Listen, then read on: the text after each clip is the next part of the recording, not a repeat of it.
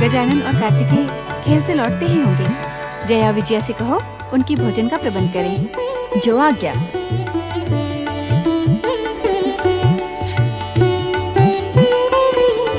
तुम दोनों खेल में अपनी सुध-बुध भूल जाते हो क्या?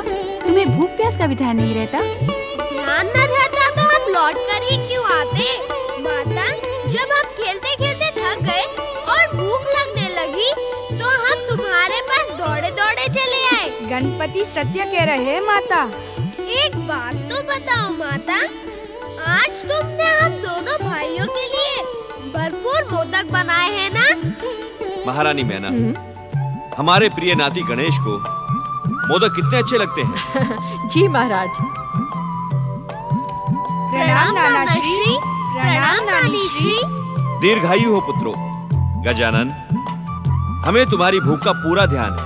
ये लो, अब तो तुम्हारे साथ साथ कार्तिकेय भी मोदक प्रिय हो गए हैं। ये लो।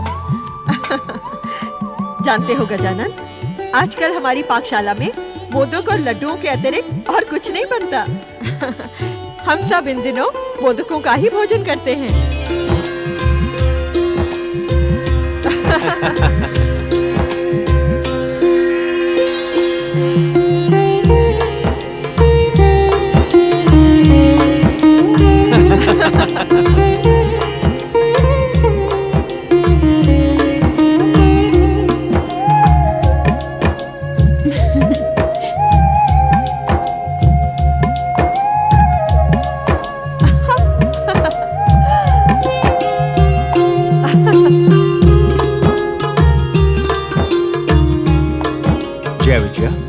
शीघ्रता से जाओ, दासियों से कहो और मोदक लेकर आए। गजानन को कुछ भी कहने का अवसर न देना। मैं कुछ नहीं कहूँगा नानी माँ। ये डकार तो ये दिखाने के लिए थी कि हम दोनों अभी तृप्त नहीं हुए हैं। ओम महागणेशाय नमः।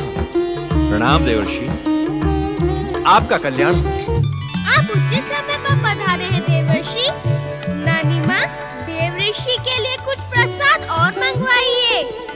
ये विश्व भ्रमण करके आ रहे हैं। इनकी भूख तो हमसे कई गुना अधिक होगी। एक दंत, मेरी भूख तो आप सभी के एक साथ दर्शन पाकर शांत हो गई है। मुझे प्रसाद की आवश्यकता नहीं है। देवर्षि, लोक दिखावे के लिए औपचारिकता आवश्यक होती है, परंतु अपने ही घर में दिखावे की क्या आवश्यकता है? मन ही मन तो आप मोदक खाने को उत्सुक होंगे और दिखाने के लिए अस्वीकार कर रहे हैं। संकोच न करें देवर्षि। ब्रह्मा जी के पुत्र नारद जी को भोजन कराने से जो महान पुण्य प्राप्त होगा, उससे हमें वंचित न करें। नारायण नारायण। एक दंत दयावंत, जैसी आपकी आज्ञा। भला गौरीपुत्र गणेश का प्रसाद खाने के लिए इस संसार में कौन उत्सुक नहीं होगा। ठीक है, मैं अभी आपके लिए मोदकों का प्रबंध करवाती हूँ। देवर्षि, आपने अब तक माता को संसार का नवीन समाचार नहीं सुनाया। मैं वही समाचार सुनाने तो आया हूँ। माता, इस समय आपके संसार में बहुत उथल पुथल चल रही है। उथल पुथल अर्थात?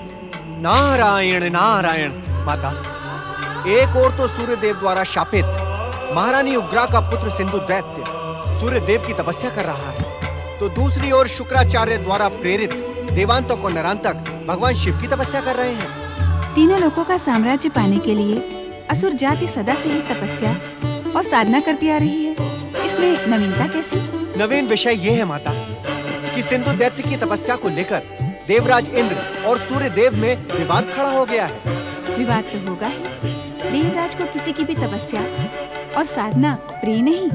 नारायण नारायण माता, देवराज इंद्र सूर्य देव को अपने आदेश की सीमा में बांधकर विवश कर रहे हैं कि वे सिंधु दैत्य को वरदान देने ना जाएं। तपस्वियों के तप मार्ग में बाधा पहुंचाकर देवराज भयानक भूल कर रहे हैं। निरंतर अपने कर्मों के प्रति समर्पित रहने वाले सूर्यदेव देवराज के स्वार्थ का साधन कदापि नहीं बनेंगे, ऐसा मेरा विश्वास है। आपका विश्वास सत्य का प्रमाण है माता। सूर्य देव ने स्वयं ही सिंधु दैत्य को तपस्या के लिए प्रेरित किया है, परंतु क्या देवर्षि? नारायण नारायण माता, इन तीनों असुरों को वरदान प्राप्त होने से इस संसार का वातावरण कितना भयानक हो जाएगा। मैंने जब इस विषय में परमपिता ब्रह्मा जी से पूछा तो उन्होंने कहा कि कोई भी अवतार अपना कार्य पूर्ण किए बिना अपने मूल रूप में विलीन नहीं होता। मयूरेश्वर श्री गणेश को अभी कई महान कार्य करने हैं। वे उसी की प्रतीक्षा कर रहे हैं। समय आने पर वे स्वयं प्रकट होंगे। मैंने परमपिता ब्रह्मा जी की भविष्यवाणी सुन ली है देवर्षि। उन तीनों असुरों का उद्धार परम देव श्री महागणेश के दोनों अवतार करेंगे। परंतु आप भी तो श्री महागणेश के अवतार हैं गौरीपुत्र श्री गणेश। मैं अवतार अवश्य हूँ, परंतु उससे पूर्व गौरीपुत्र हूँ। माता ने जन्म जन्मांतरों की साधना के पश्चात मुझे पाया है। क्यों माता? नारायण नारायण।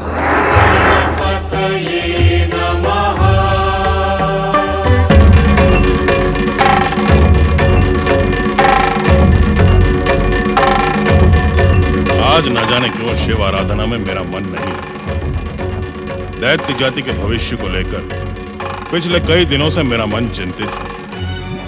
मुझे आपका ही सहारा है भोलेनाथ। दैत्य जाति को अपनी कृपा प्रदान करें आशुतोष, कृपा प्रदान करें। शुक्राचार्य,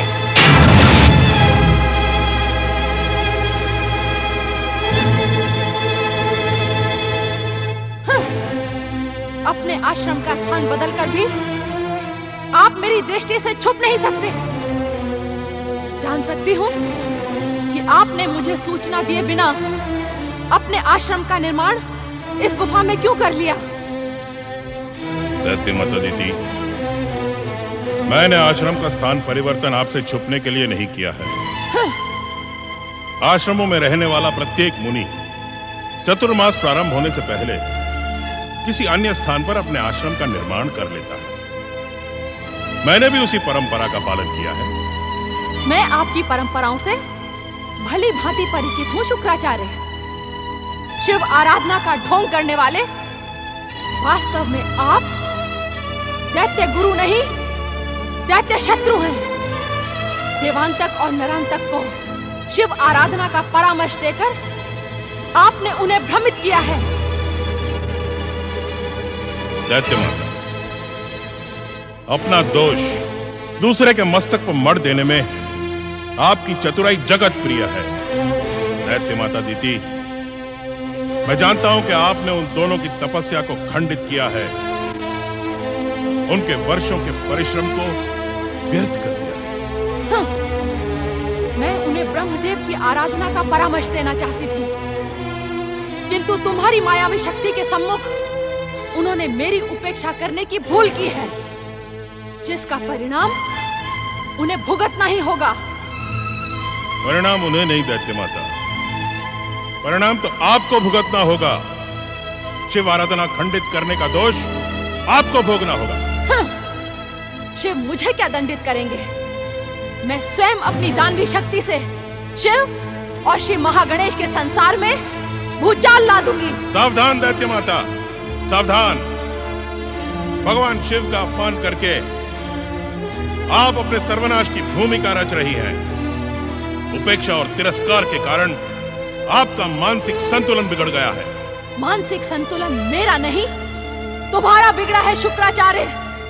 शिव को प्रसन्न करने के चक्कर में तुम दैत्य और असुरों को अनुचित शिक्षा देते हो। मैं तुम्हारे इस कार्य को कभी भी क्षमा नहीं करूंगी।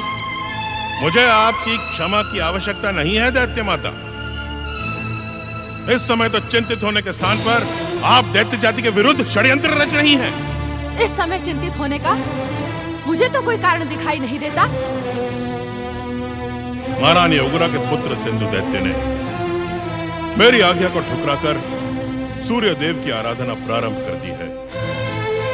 वो सूर्य देव को प्रसन्न करके शीघ्र ही उनसे वरदान प्राप्त कर लेगा और देवांतक और नरांतक से पहले स्वर्ग पर अधिकार कर लेगा। इस पर तो तुम्हें प्रसन्न होना चाहिए शुक्राचार्य। यदि कोई दैत्य स्वर्ग पर अधिकार करता है तो तुम क्यों चिंतित हो रहे हो? सिंधु दैत्य के स्वर्ग पर अधिकार प्राप्त कर लेने से दैत्य जाति को तनिक भी लाभ नहीं होगा। वो दैत्य जाति और दैत्य गुरु की उपेक्षा करके सूर्य आराधना कर रहा है। उधर देवराज इंद्र ने सूर्य देव को सिंधु की तपस्या सफल ना करने का आदेश दिया है। दैत्य माता, यही मेरी चिंता का कारण है। तो क्या सूर्य देव सिंधु दैत्य की तपस्या सफल नहीं करेंगे? सिंधु दैत्य को लेकर सूर्य देव और देवराज इंद्र में विवाद प्रारंभ हो गया है। सूर्य देव ने दृढ़ निश्चय किया है कि वे तपस्वी को उसकी तपस्या का फल अवश्य प्रदान करेंगे।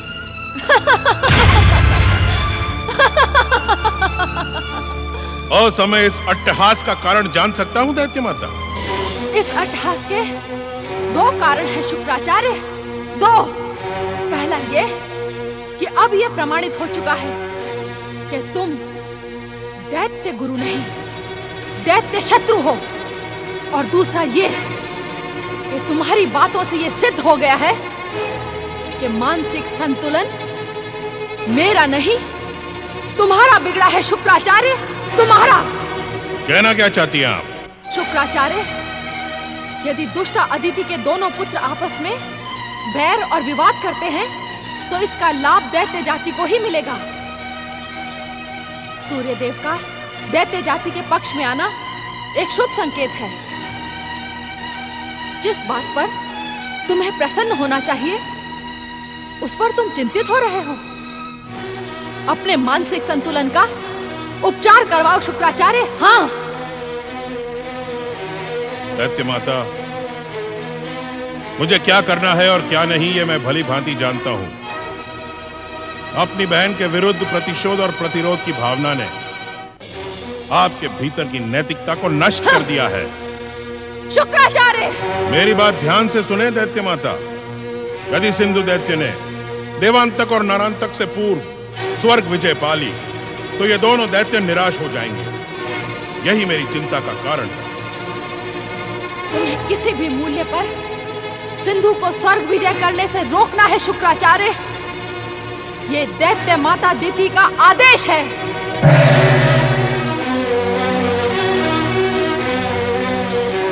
दैत्य माता दिति, मैं आपके आदेश की सीमा में बंधा नहीं।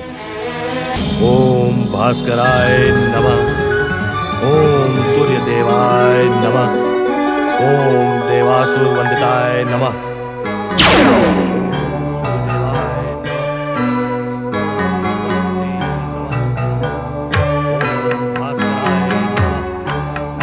ओम सूर्यदेवाय नमः।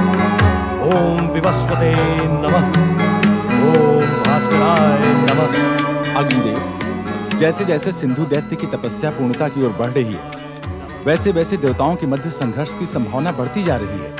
हाँ वरुण देव, सिंधु दैत्य को वरदान देकर सूर्यदेव हम देवताओं के विरुद्ध षड्यंत्र कर रहे हैं। हमें उनको रोकने का कोई ना कोई उपाय सोचना ही होगा। यदि तुम तीनों सूर्यदेव के षड्यंत्र को खंडित करना चाहते हो तो सिंधु की तपस्या को पूर्ण नहीं होने देना। अर्थात देवराज, हम सिंधु की तपस्या में बाधा उत्पन्न करें? हाँ, यदि उसकी तपस्या पूर्ण ही नहीं हुई तो सूर्यदेव उसे वरदान क्या देगा?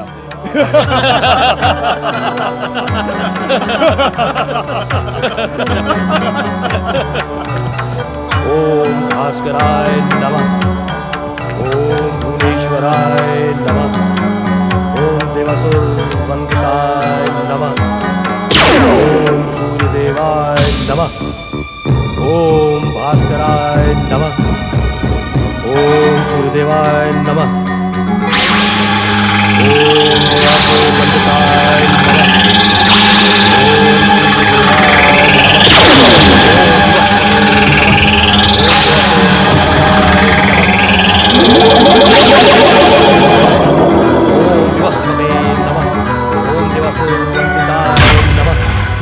एक तपस्वी की तपस्या में बाधा पहुंचाकर तुमने देवताओं के नाम को कलंकित कर दिया है।